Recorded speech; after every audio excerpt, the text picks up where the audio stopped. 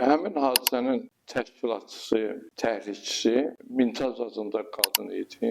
Həmin qadın rayonun Daşburun stansiyasının yaxınlığında yerləşən fermada işləyirdi.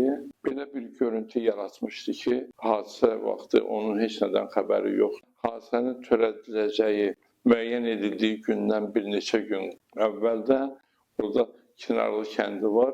Həmən kənddə xəstəxanaya daxil olmuşdu müalicə olmaq üçün.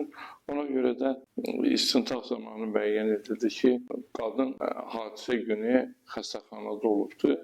Ancaq toplanmış sübutlar əsasında bu cinayətin təşkilatçısı olması mübahisəsiz sübuta yetirdi. Dəlillərimiz çox idi və sonda o icraçı deyildi deyə həm də qadınlara ölüm cəzası verilmi? 13 il müddətində azadlıqdan məhrum etmə cəzası verildi, amma cinayətin